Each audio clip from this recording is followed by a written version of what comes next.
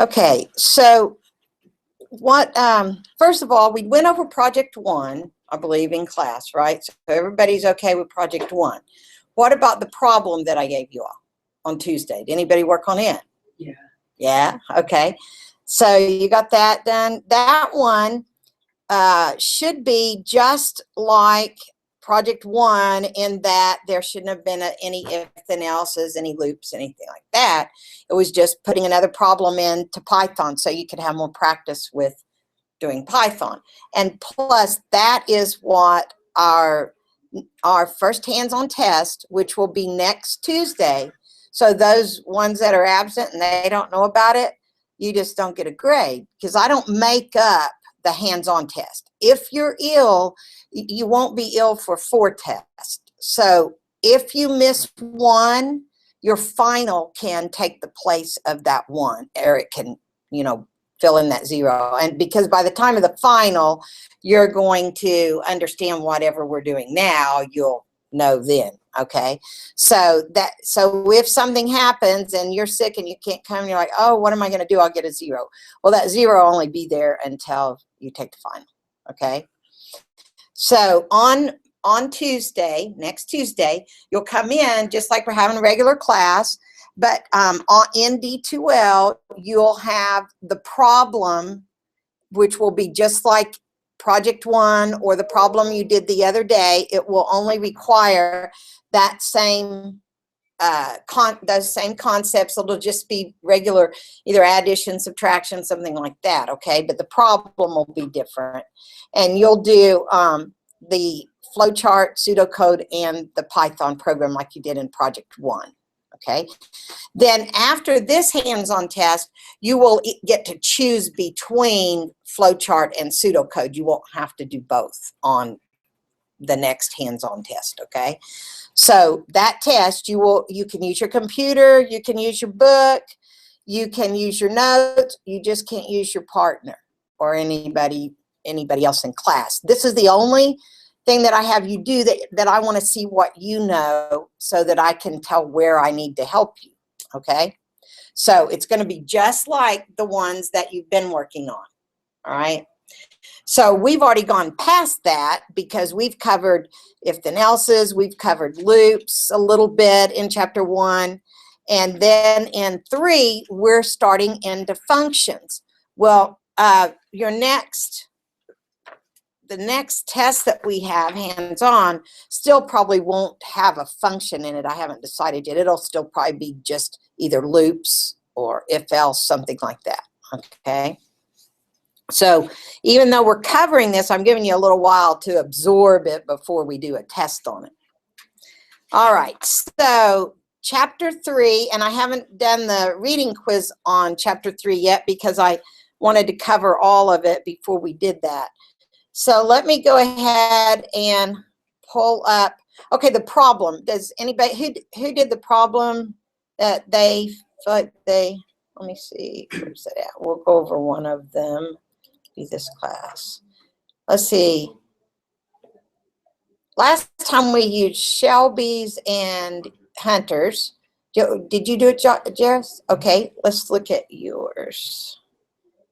Jess White. All right, this is it right here under personal projects? Chapter 2? Okay, that's where I told y'all, didn't I? Okay, phone bill. Let me download his zip file.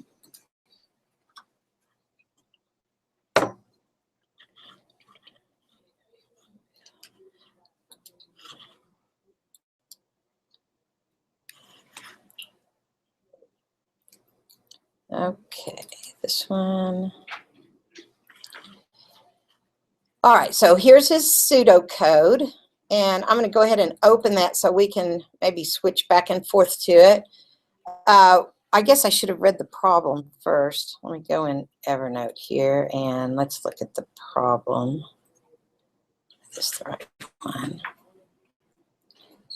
Okay, the phone bill problem says to draw a flowchart or write the pseudocode and Python code for an application that allows a user to enter the number of text messages he or she sent last month and then displays the bill. The messages would cost 25 cents each, and 9% tax is charged on the total. Okay, so this is just a regular addition and subtraction type problem, but how many input fields do we have here? How much input are we going to ask? 1, because we're just going to ask the user how many messages, right? Okay, and then we're going to calculate the messages, and that's what his, find where is that file? There it is. Okay, so he said we're going to define what tax is, define the price of messages. So did you use constants there, Jairus? Okay. Then print the tax cost and message cost. Get the number of messages, calculate the subtotal, calculate the total, display the subtotal, and display the total. So when you say subtotal, that's your total of messages before tax, right? Is that what you're saying? Okay. So that's one way to do pseudocode. All right, so now we're going to open in the way my idle seems to work. And someone just told me, one of the other instructors, of a different editor that I'm going to try to look at. It's called PyCharm. Has anybody ever used that for Python? You have? Yeah. Did you like it? Not really? It's a little complex. That's what I thought when he was showing it to me. But I couldn't get my numbers to show up here when I was showing him one of the problems, and so he said, well, you ought to try this one. It was kind of like NetBeans or Java. Yeah, it's called because it's called JetBrains or something. It's from JetBrains or something. Okay, let's see. What am I?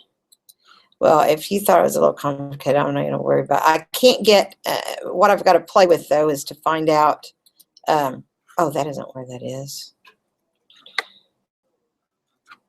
Where did I put, those went to, maybe it's here. Yeah, it is. There it is. Okay, this one is here. For some reason, I can't get idle, though, to open one and put the numbers here again. Does anybody know how to put the code numbers there again?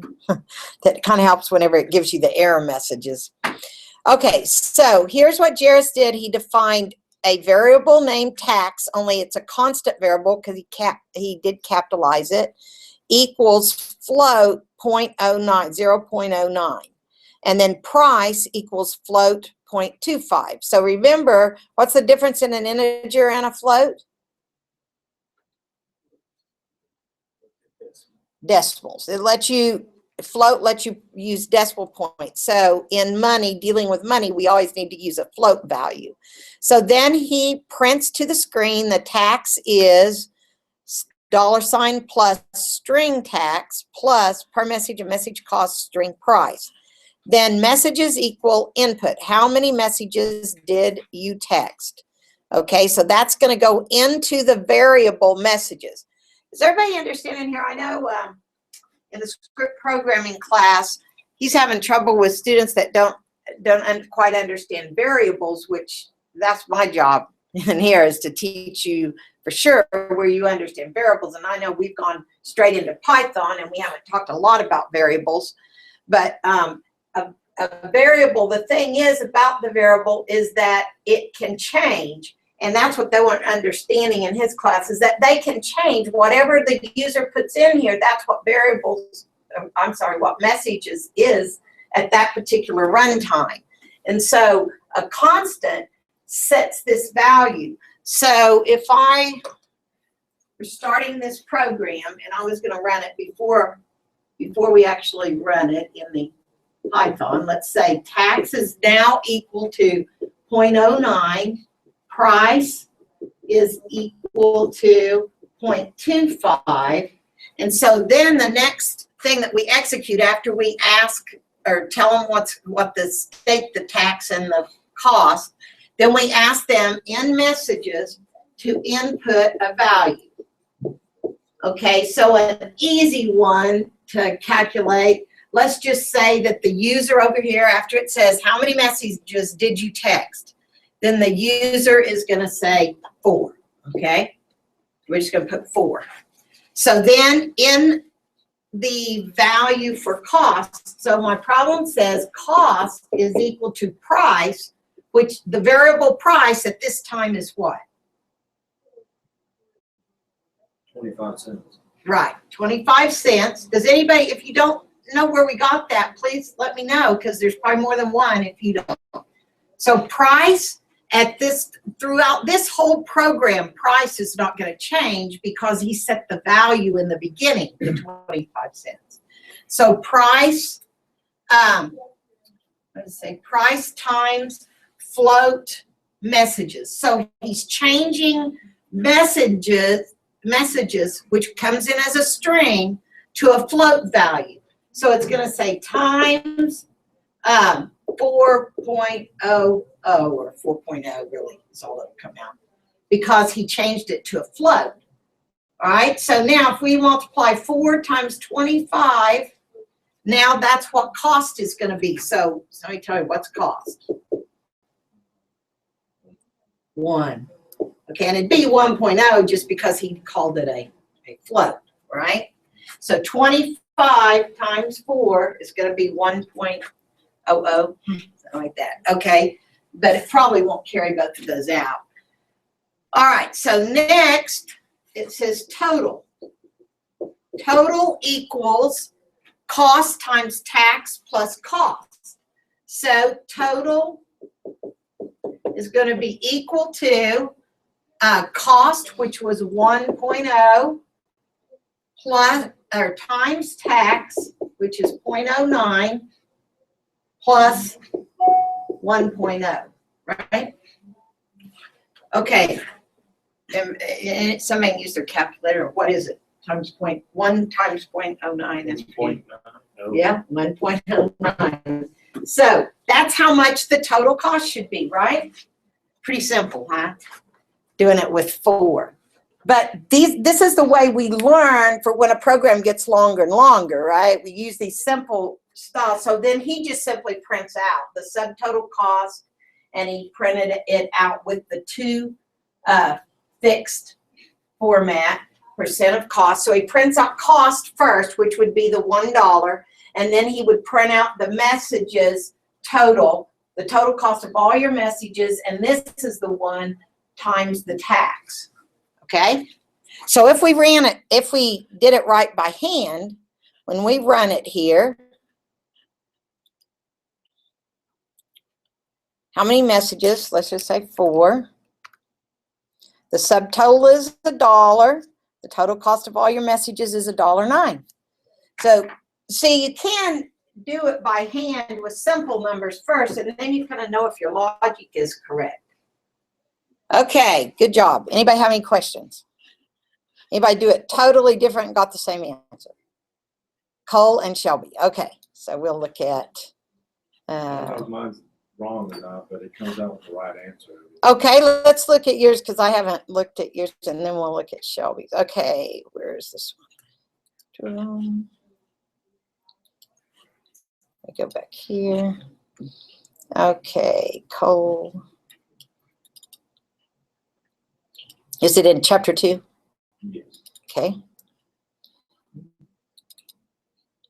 Okay, so we'll look at we'll just go ahead and look at the problem then, for the sake of time. It's like pressing it. So this is actually just straightforward, structured code. There's no decision making. So remember, there's 3 structures that you use in logic. One of them is just sequential. One of them's selection or decision making. The other one's repetition or looping. And in this problem, we only have to use the first one, sequential. It just executes straight through the problem, not anything that you don't do every day. You do a lot of things logically that you step through. Okay, so in this one, we're going to go up here. Oh, I have to just open it in idle. Let me see here. Okay, file, open, blah, blah. Makes me go through all these steps.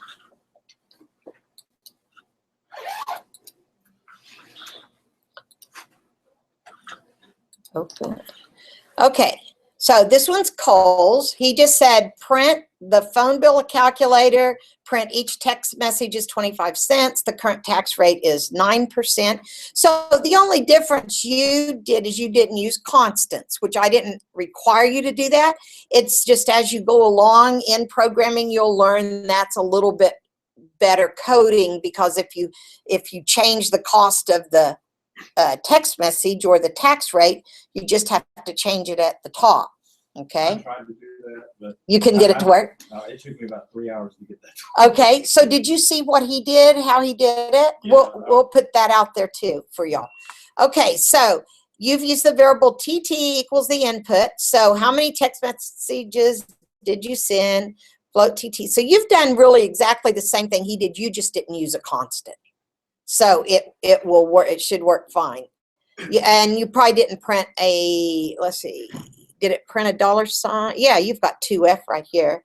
So it should print correctly. Okay, so we'll do the same thing. 4 text messages, $1.09 with tax included. That's great. That's all that was required at this point. In problems later on down the road, I may say, use constants where applicable. You know, I didn't in either of those, but that's why we're talking about it in class, that's what we want to learn to do. So we'll look at some of them that did. Okay, so Shelby, yours is totally different, huh? It does a loop and stuff, probably, all that fancy stuff. The constants are in the text file that imports. Haha, okay. All right, let's look at this. Where is this one? Shelby. Oops, must have been at the top. At the top, then yeah, there it is. Okay, under chapter exercises, chapter 2. Yeah. Okay. Gosh, you guys really followed directions. I can't believe. Okay, let's see. This one is it, right? It's in the zip file. It's in the zip file. Okay.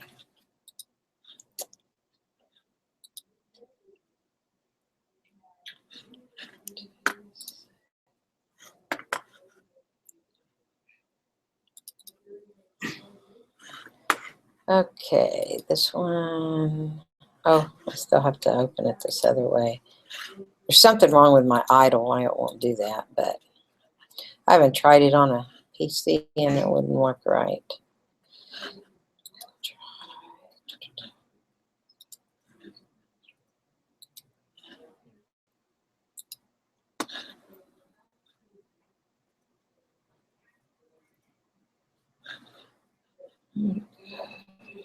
Oh, huh. Okay, there we go. All right.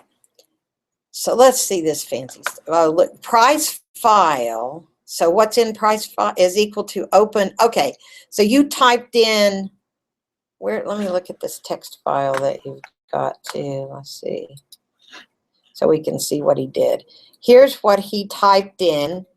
Instead of using a constant, he typed in a text file that says cost per text, 0.25 cents, tax percentage. That was so you wouldn't get bored with the problem, right? You just did some fancy stuff. Okay, so he used a text file, which was what we did in that beginning. I think it was at the beginning one when it opened up an HTML file for us. I think that's what he was doing. So here it says price equals, what's in the brackets? It's in a blank array. Okay, a blank array. We've talked about arrays, so he's using an array. This is a type of a loop. It says 4-line in price file. So this is format for, he's saying, okay, he wants to loop through this file here. Bill type, comma, cost equals line split. Okay, that's his array. So he's saying bill type and cost are the parameters here, right? That's what you're saying? For his array, price dot append cost. So you're putting cost into this array, right? Okay, so what he's doing is what we did in chapter 2, where we went through a string file. Let's see, where's that at? call this up again. I'll just open it. Okay, so he's saying to go through the string until you find the cost, which is 0.25, right? Yes. And then once you do, then text cost equals float price sub 0. So he's putting that cost into text cost. So this part should be just like everybody else's. It was this top part that he did some fancy stuff, okay? He used what we learned in chapter 2 about a string array. So if you don't understand it, that's okay. We'll go over some more of that. But it would be, I'll put his code out there because it would be a really good exercise for you to see if you understand the string array, if you can figure out what he's doing. So all he's doing is he created a text file just like the HTML text file where we went through so many characters and had to find first character and last character in the array. Well, that's what he defines here, is build type and cost. And then he says price.append, that's a function, a pre-built function, okay? It's saying, what does append mean? Anybody know what append means? Append means add to, put it at the end, where it is, right there. Append it to there, okay? So like an appendage of something. So then the rest of it, he's just using that array also to figure what amount his tax is. And then this part should go ahead and calculate the tax. Let's run it. Okay, so it does print out cost per text 25 cents, tax amount 9%. How many text messages for? Your total tax bill is $1.09. So that was like 3, did we do 3 or 4 different, it all came up with the same answer, but the basic code that solves the problem was the same in all of them.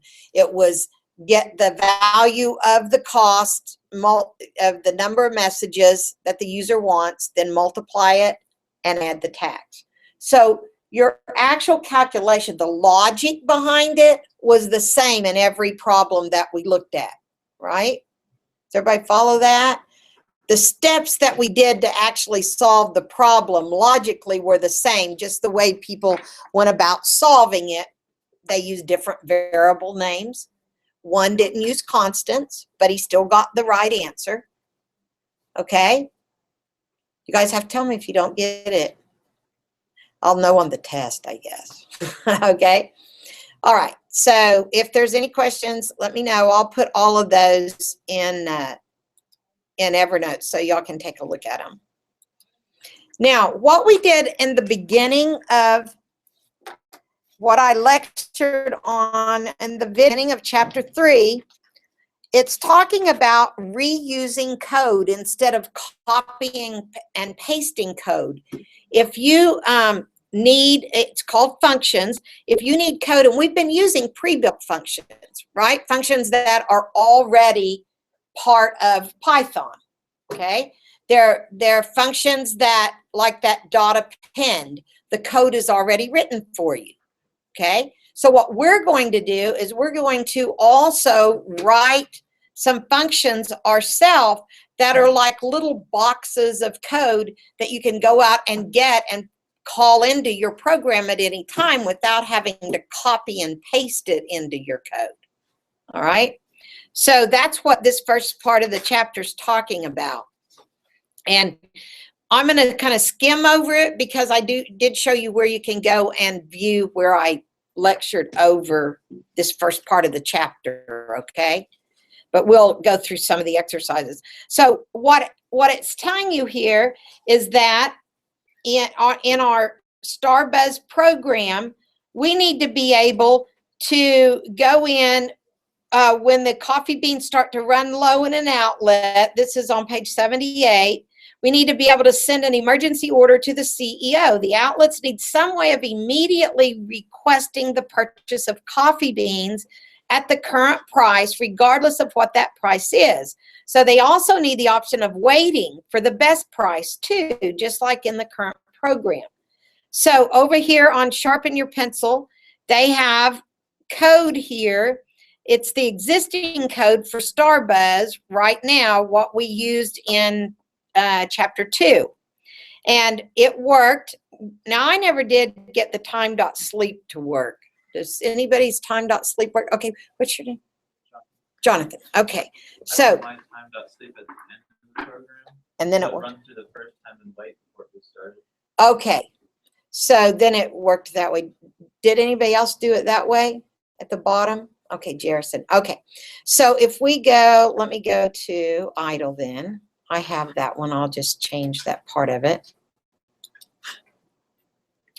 And I took it off to 900 seconds because you can't just sit there and wait 15 minutes. Right, 15 minutes and then it'll work.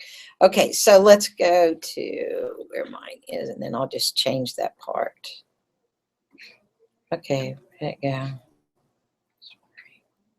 Oh, in the wrong folder.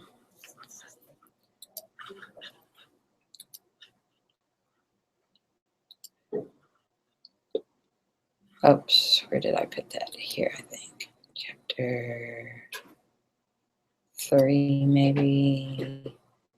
This is, this one's 79. I think that I've got some of the same stuff in here. Let me see. Oh, that's after I did the function. Let me go back.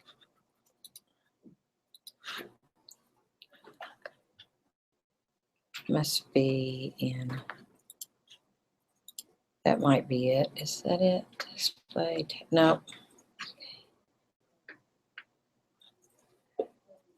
Wow, I thought I had it there. Oh, well, I'll do this one. I know where I have it. It's kind of typed up.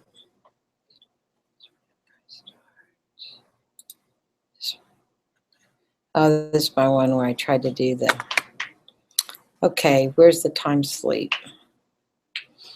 There it is. Okay, so this needs to go, I'll just go pull yours off. That'll be easier.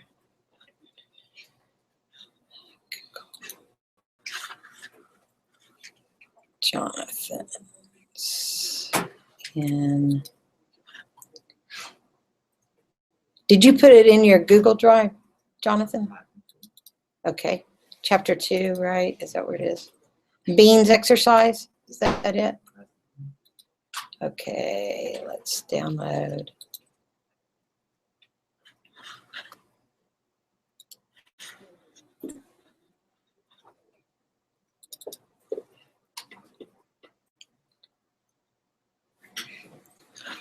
Okay, I think I opened it twice. There it is.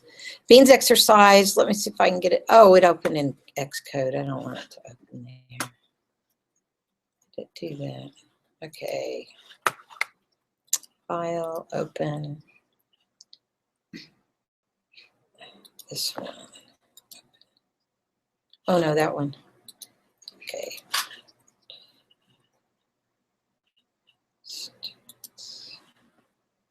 Yeah, this was called this. Okay. All right. So in his program, you did some other fancy stuff too. No, there's the right file. That was the other thing. Remember, we learned in chapter 1 or one of them, you can't use the .biz file. You have to use, or I'm sorry, website. You have to use that website. Okay, he put his time.sleep. Did you change it from 900? Oh. I put it back to 900 for that. Oh, but it should be just like, if we do 5, then it'll wait. Is that 15 minutes? 900 seconds is 15 minutes.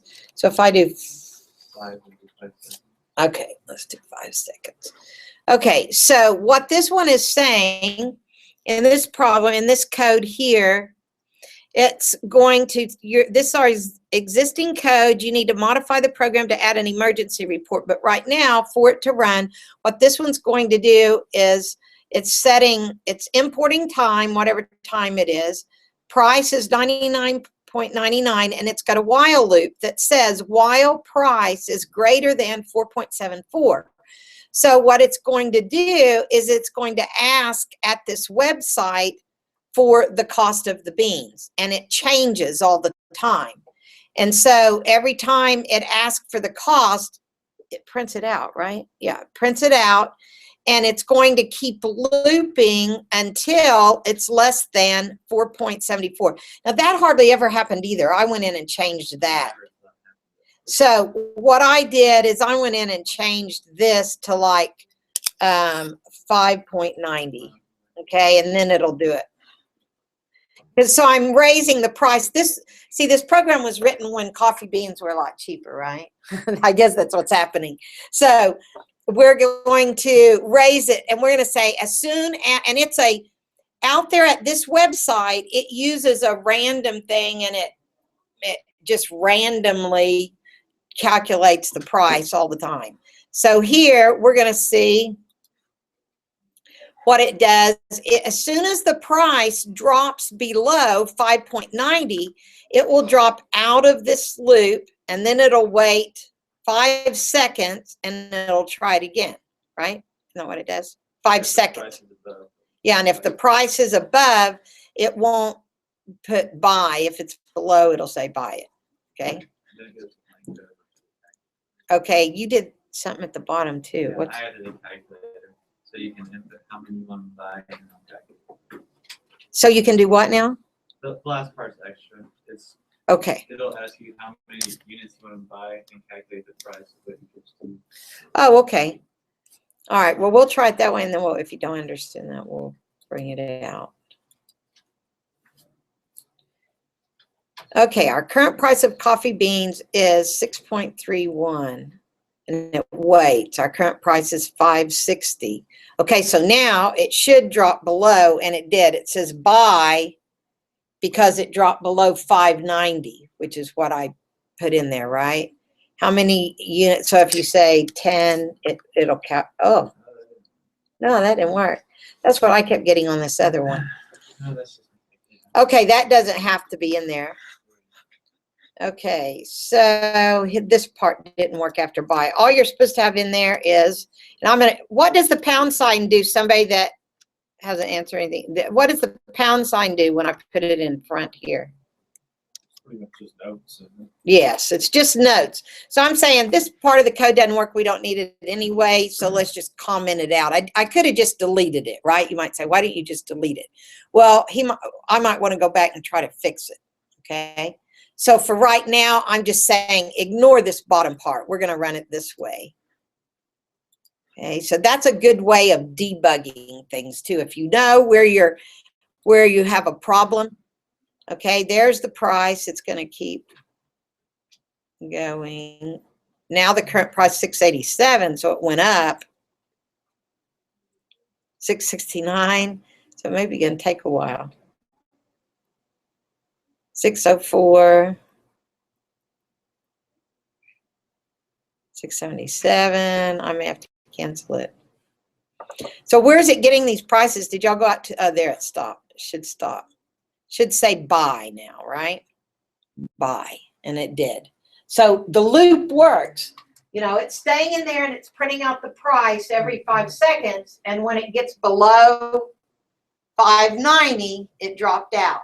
Everybody understand that logic? What it was doing? Because that's where some of that's the straight logic, is understanding a while loop. It's staying in there while the price is greater than 5.90. When it's less than 5.90, it says, oh, I don't meet that condition anymore, so I'm not going to do it anymore. Okay? All right. So that's the important part that you learn out of this little problem here, is that the while loop is what's controlling how many times it goes out to that website. So this tells it, this is the line of code that tells it where to go that's calculating the price. Okay, so if I go up here to that website, let me just make sure y'all follow what it's doing. Since people don't ask questions, they just, I can't tell. Okay, so here's Command C, go here.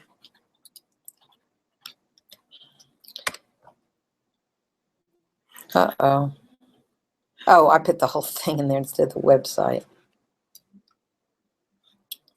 And I don't need the quote. Okay. Oh, it still went there. Why is it? There it is. Okay, so here's the page that it's going to. And it says the price is valid for 15 minutes, but you notice that it was changing more often than 15 minutes. So if we refresh it, see it changes every time I refresh it. See? So this page is what it's going to, and it's finding the price.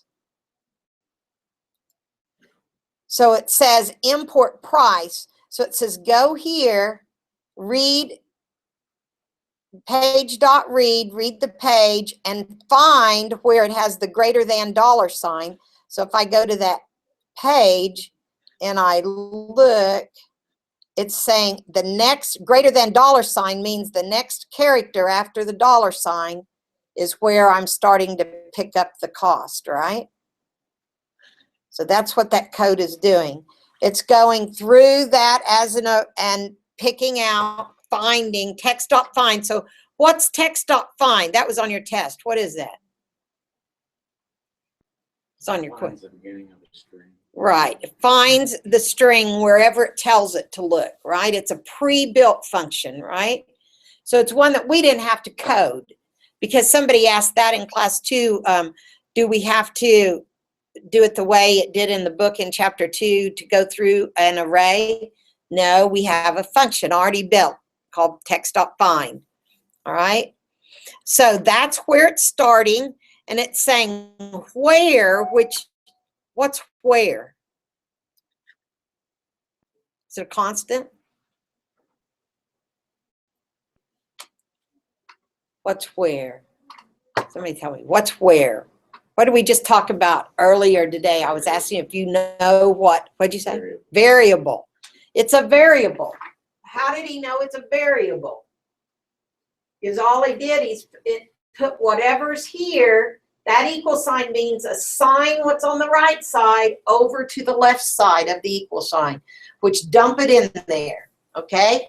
So this is anything I wanted to call it. That made sense to name a variable where, because that's what it's doing. It said, where do I start, right? So they just named the variable where. It's called it where. And so this function goes and finds the position after the $sign in that string, right? And that is what it dumps into where.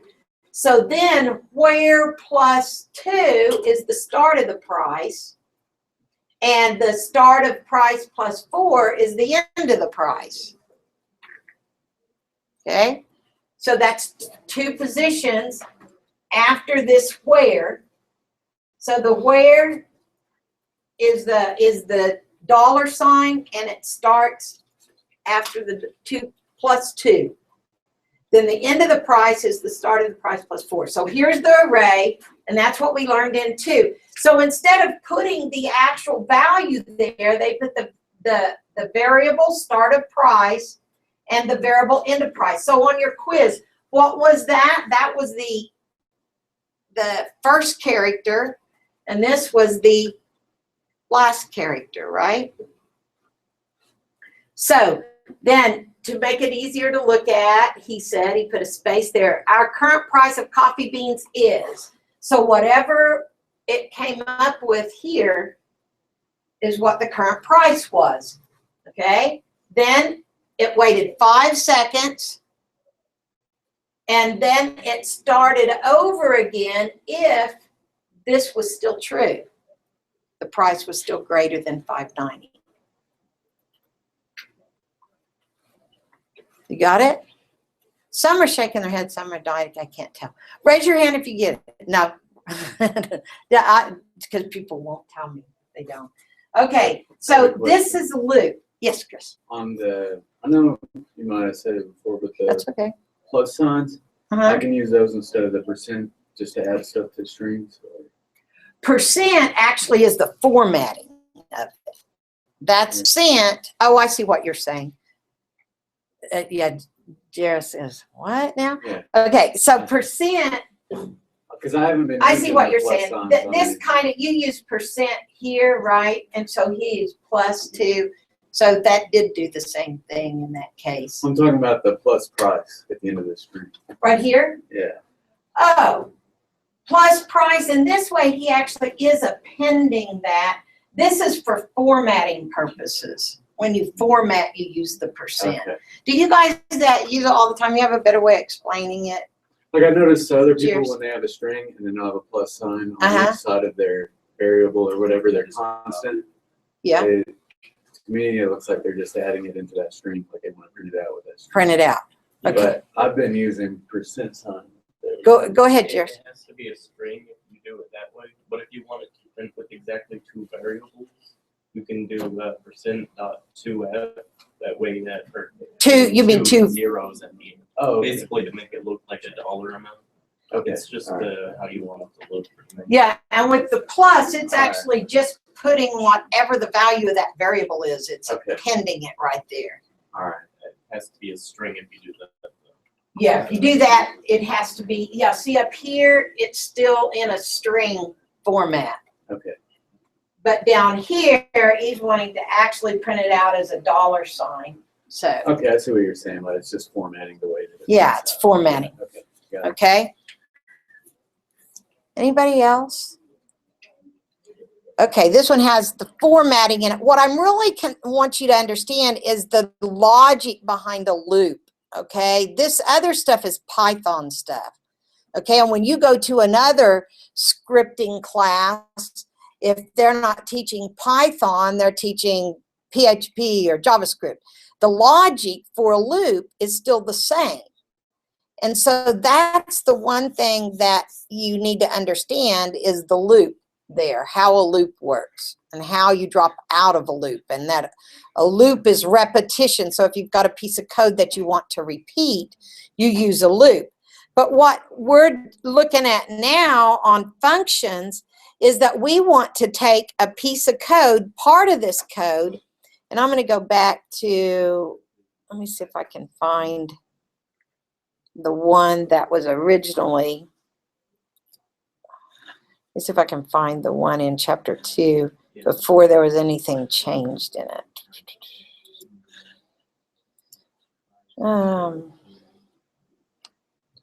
It's probably here because I didn't manipulate these. Oh, I forgot. I can't open it that way. Okay, file, open. I don't want that one. Okay, this is the one with time in it, I think. Okay, so this is the one that if I go and put time down here, this should be just like what's in the book, but instead of doing, let me see here, instead of doing 15 minutes, let's do our 5 seconds again. That seemed long enough. Okay, and what else did I change here? Where's my, up here, change this to 5.90. Now, this doesn't have so much stuff in it where maybe you can see straightforward the loop. Here, I've initialized price. Now, why was it important to put a value on price before I enter my while loop? What would happen if I don't have anything in price before I enter my while loop? Don't have nothing to compare it to. Exactly. Good job. Okay, so there's nothing to compare it to because it's just a string there and it won't have anything to compare it to. And even if you get so lucky as there's something in there one time, in other languages, in C++, in Java, in JavaScript, you always have to initialize whatever you're comparing a variable to before you start the loop. Even in a for loop, you do it in the same statement. You'll say for price is equal to 0. At least you have to start it with something, with a value, or it doesn't have anything to compare to. So that's what that price equals 99.99 is. It's just saying, hey, let's start out with something extra large because we know that coffee beans will never be that price. It'll always be greater than that. So then we're saying while price is greater than 5.90, so then we know to start off with, the first time it hits the loop, it's 99.99, right? If I was to print out price right after this loop started, it would be 99.99. Okay, so it's saying while price is greater than 5.90, page is equal to, so go to this website, read, and these are just built-in functions for Python that it reads and decodes and puts it into this text file, which is what Shelby did on his problem, right? He did something like that. He built a little text file. Okay. So then get the starting point or get where it's at. Start of price equal where plus 2, end of price. So here's our variable. And then it says sleep 5 seconds. And then go back and test price and see if the first one I got, if it's not greater than 590, then it'll drop right here out of the loop. This is the way you can tell that you're out of the loop, is because the indentation, everything that's indented is going to keep repeating until this is no longer true, and then it skips it and drops down here at the bottom and prints it out. Okay, that's a while loop. That's repetition. You have to understand repetition. That's just one of the structures. It's the third structure, okay, of logic. And so in logic, you're going to use those 3 things: sequential, which is what your first 2 problems were, selection or decision making, if then else's, and loops. And every problem is made up of those 3 structures only. So if you understand that logic, you can code in any language because it's solving the problem. That's the difficult part. Then you can zero in on learning the actual syntax of the code. Because right now, I'm not wanting you to become Python programmers. I want you to understand logic when you leave here. And so if you do have to copy and paste, like y'all were saying, some of the Python, that's okay. I don't care about that. I just want you to make the good logical choices in solving the problem. Okay? So if even on the test, if I can see that logically you handle the problem correctly, then if you just have a syntax error in Python that's keeping it from running, that's not as important to me. The important thing is that you can leave this class learning how to solve problems, okay? What's that? You fixed it? Okay, we'll open yours here in just a second. All right, so let's run this one just straightforward, and by putting, hopefully this will work with the time sleep at the bottom, like Jonathan said. Let's see here. Oh, okay, save it. Where did it go? Huh, it didn't print. It must have, the first one was less than, you see what it did at the bottom was buy. So my first price. So what would make this a little easier would be to print price before it does this so that we know whether it's actually correct or not. So let's say print, and I'll just let it print it as a, I'll say float. Float price.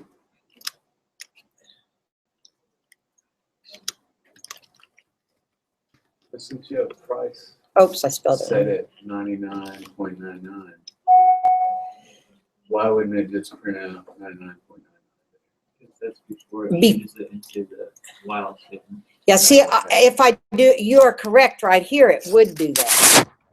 But then down here, it sets price to the actual value that's on the page. See? Good question. Okay, so here we're going to print it out after it's taken it in before the time. So let's see what this does.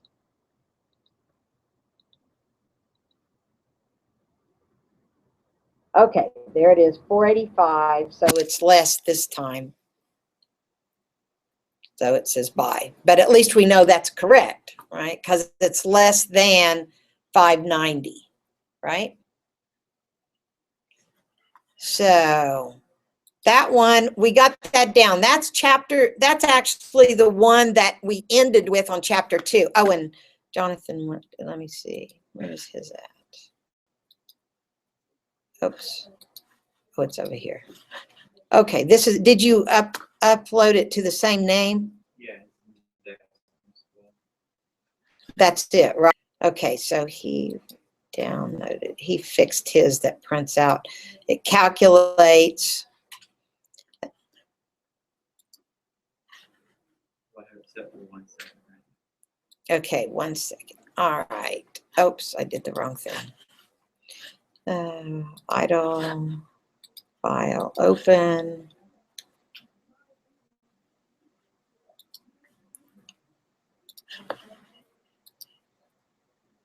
Okay, so this is Jonathan's new one where he fixed this and he has it only sleeping for 1 second. All right.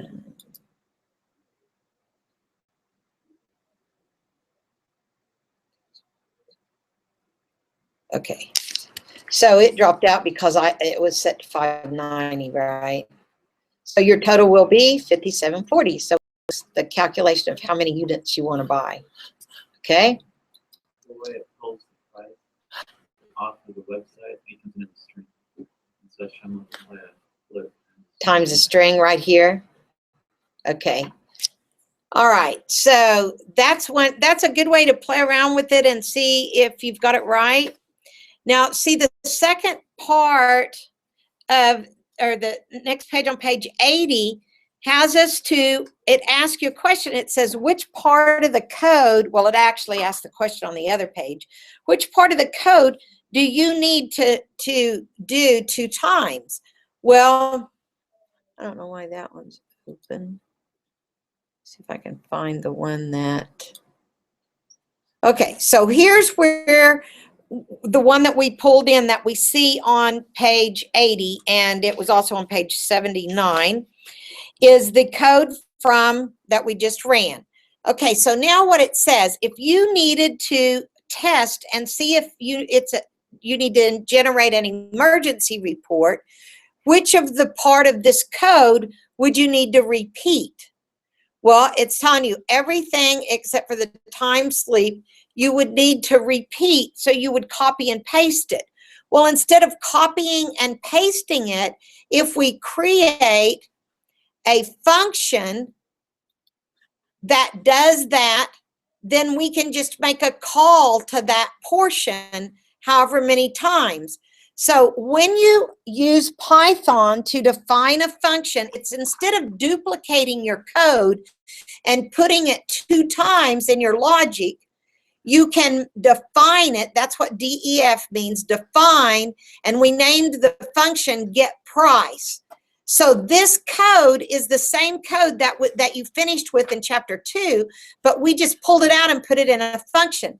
And the way a program executes with a function, whether you're in C++, Java, JavaScript, a function, sometimes they call them a method, is just a piece of code that's encapsulated within itself. It's like stored in a box, and you just give it a name, and in your main logic, this program actually only has this line of code and this line of code. This is a call to this function.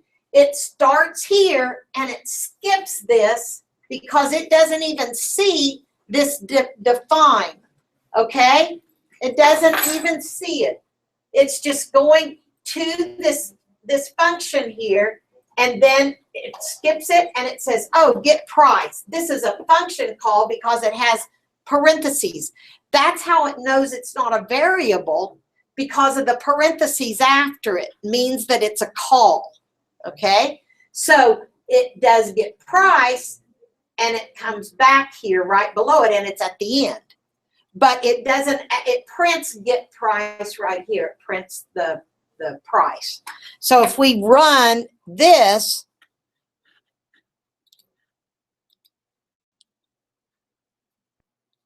It did the same thing as it did before, except it doesn't have the print by, right?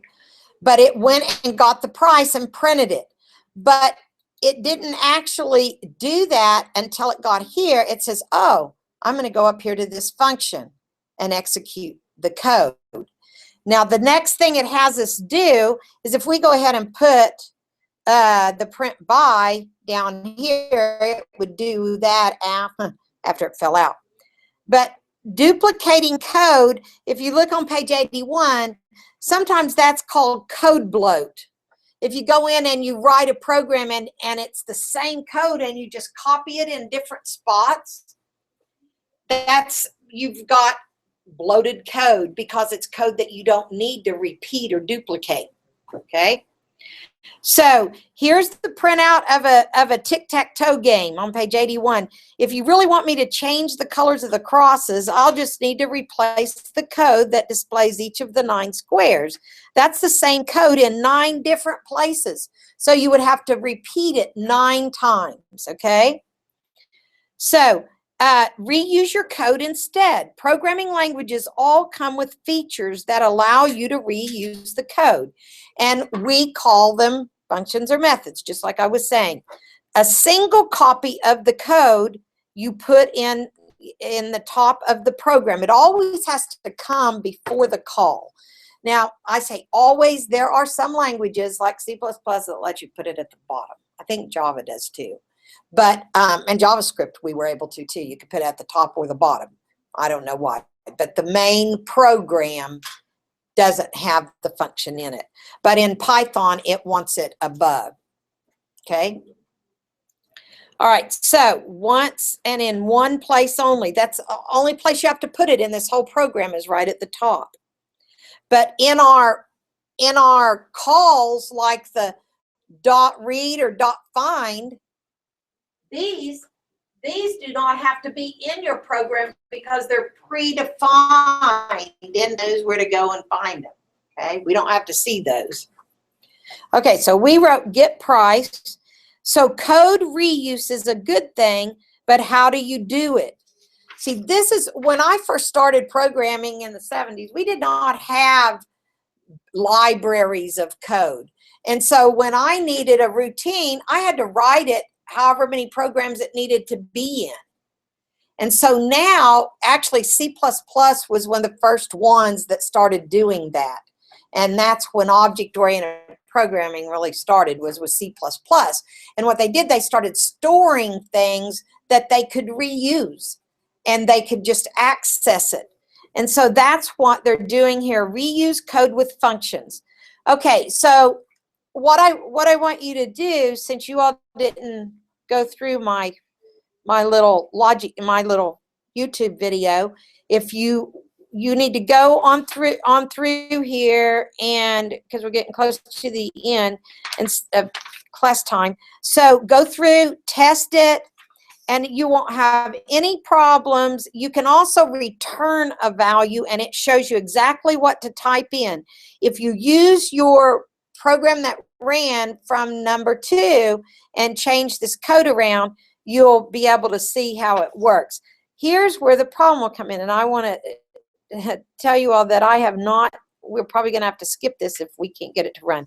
There's, so I know some of you guys, that'll be a real challenge, right?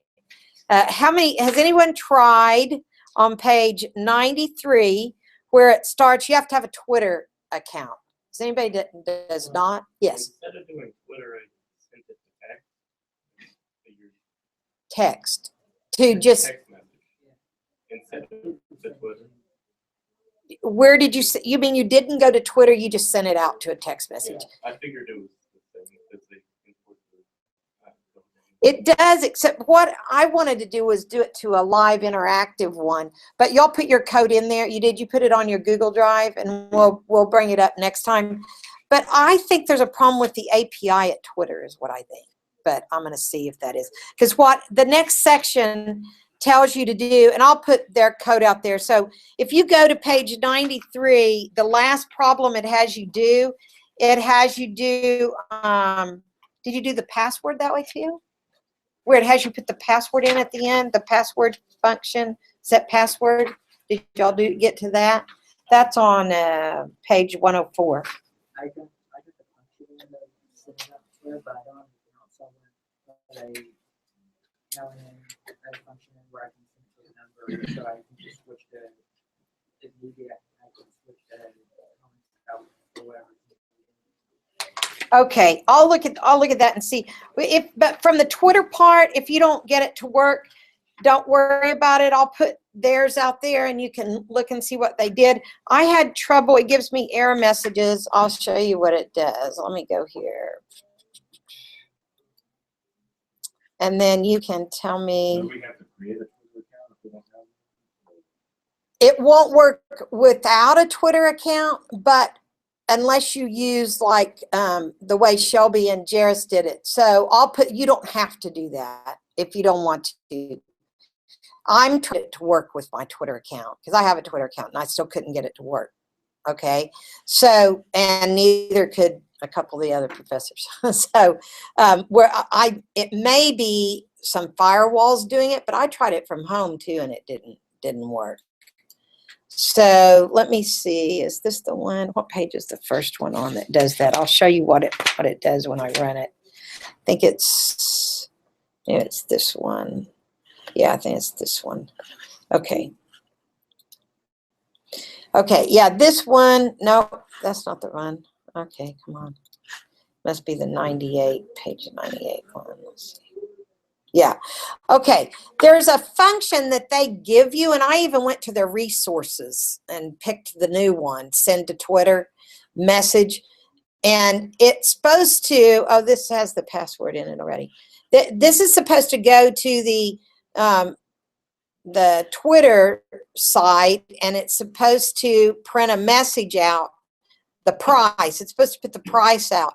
Because here, instead of the print, it has you put send to Twitter, get price. And so it's supposed to go to the get price function, calculate the price, and then send it in a message to Twitter.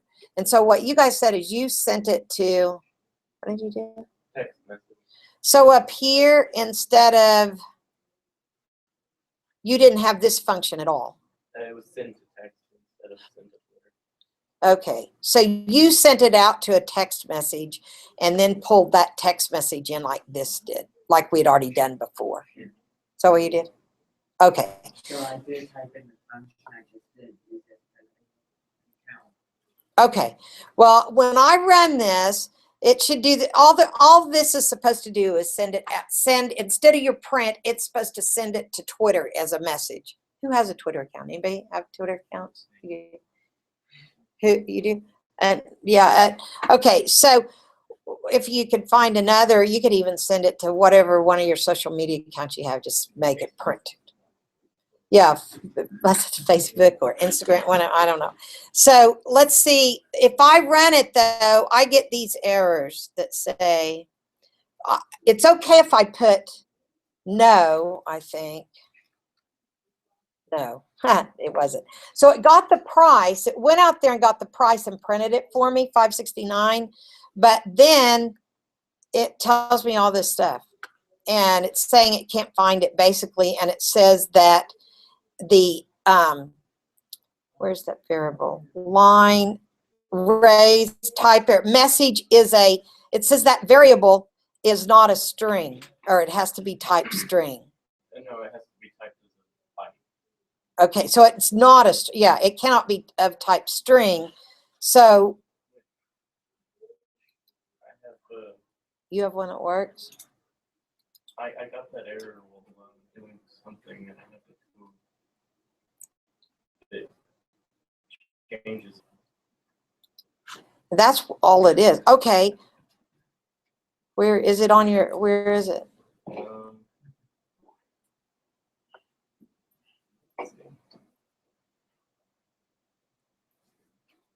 Data.encode, and then Okay, right on my program, we put it, let's see, let me cancel.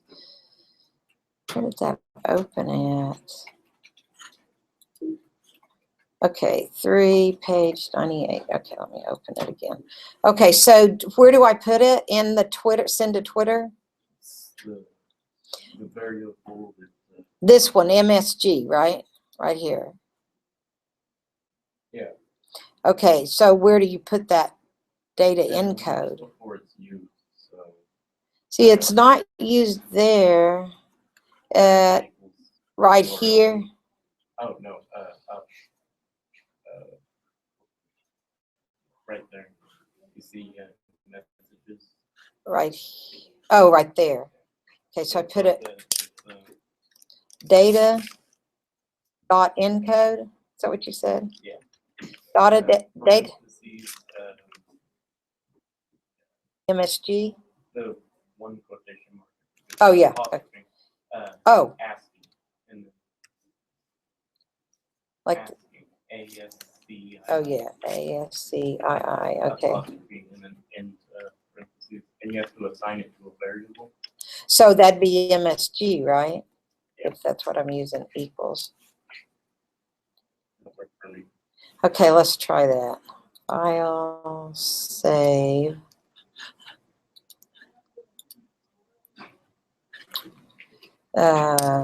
Okay, no.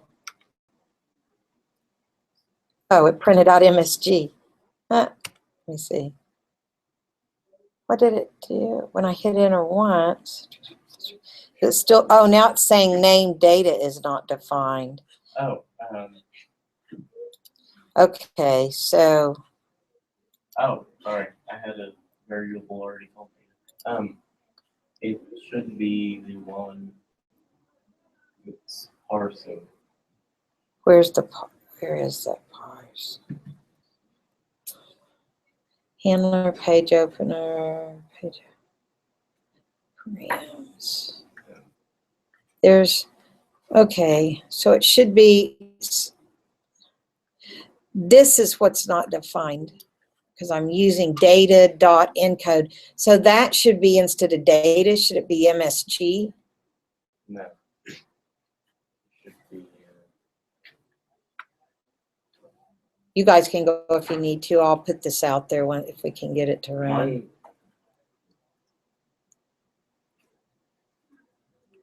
mine is the one that does URL lib.parse.url encode.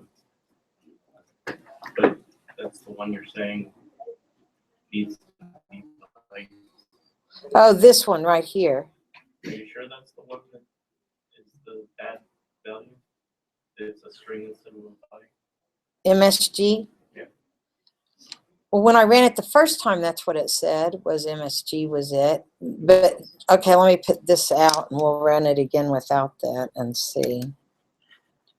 Okay, so if I say file, save, run module, and, oh, it's getting so far down at the bottom. So say no. Yeah, there it says raise type error MSG. Post data should be bytes or an iterable of bytes. It cannot be of type string. I think it's the variable parent param. This one?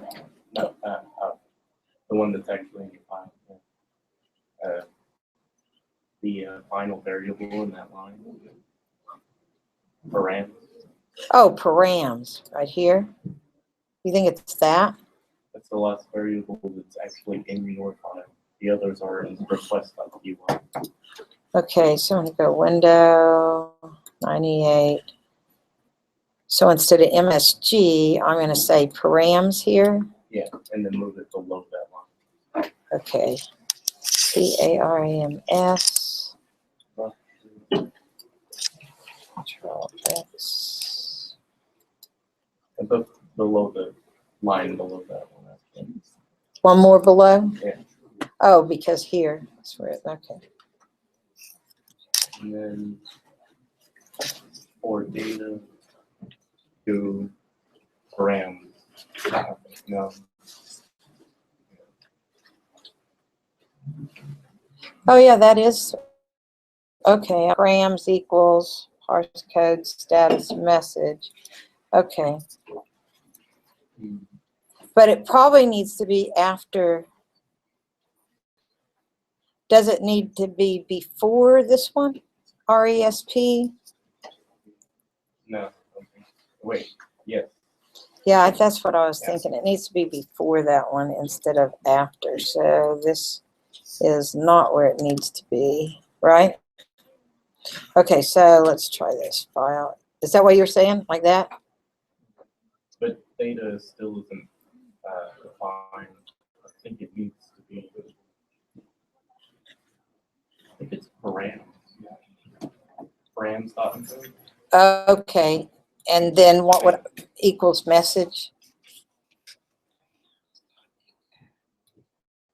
No, still params. I think. PA, oh, it's still that? Okay. Oh, I Okay, so let's see if it runs. So far down at the bottom. It just said params. Yeah, it still did it.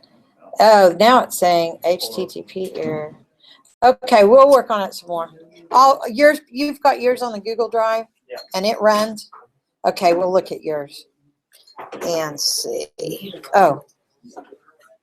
Stop. Yes. I'm Okay. behind in this class. Okay. Did you? I missed the quiz. Yeah. I didn't even know about it. That's because you didn't have class. Yeah. Wait, I I was don't in know. class Tuesday. Well, I told him, but it was last Thursday. the quizzes were over the weekend. Actually, I told them on Thursday that it'd be over the weekend till class period on Tuesday. Okay. And so the quizzes are like 10 points. I don't do the makeup on those. So you'll just have to, every week, like this weekend, I'll have ones over 3. Okay. Okay, and it comes, and then the, Because I've done like project 1. Is that the project 1 like every chapter we're doing? Like no, project 2, no, project there 3? won't be, yeah. Yeah, we'll probably have another project after that. The projects are usually to prepare you for the test. Okay. The hands-on test that we'll have next Tuesday. Oh, okay. Because I did the project. Okay, then you shouldn't have any problems with the test if you understand the project. Okay. But what There we're are doing now, like this one, yeah, the assignments are just what's in the chapter, except for I gave them an extra problem that's in Evernote. Have you looked in Evernote? Okay, you got to look in Evernote. Didn't get it. Did you find it? It's in D2L, okay? If you go to, let me stop this from, just a second. Let me